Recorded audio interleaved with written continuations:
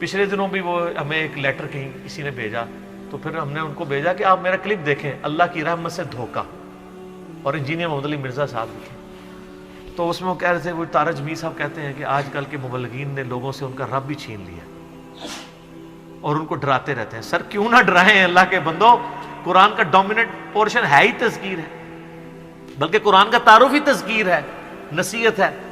ڈر سنانا ہے، ڈر سنانا۔ وَأُوحِيَ إِلَيَّ هَذَا الْقُرْآنُ لِأُنذِرَكُمْ بِهِ وَمَنْ بَلَغَ، سورہ الانعام آیت نمبر 19۔ اے نبی علیہ السلام فرما دو، مجھے تو قرآن وہی اس لیے کیا گیا ہے میں تمہیں ڈر سناؤں،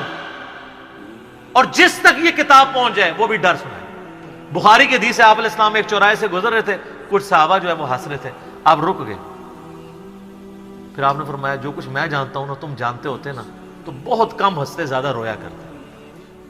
بخاری مسلم میں حدیث ہے، عبداللہ بن عمر کہتے ہیں نبی علیہ السلام نے میرے کندھے پہ یوں ہاتھ رکھ کے نا فرمایا تھا، عبداللہ اپنے آپ کو مردوں میں شمار کرنا،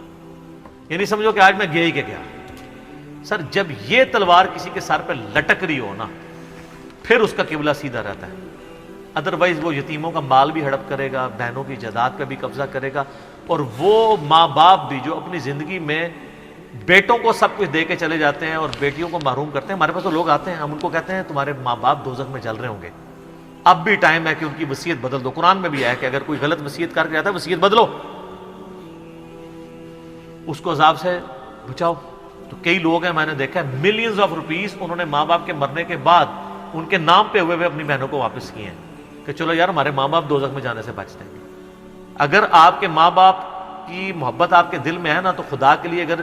آپ یہ نہ کہیں کہ میرے ماں باپ دے گئے ہیں تو وہ جانے اور ان کا کام،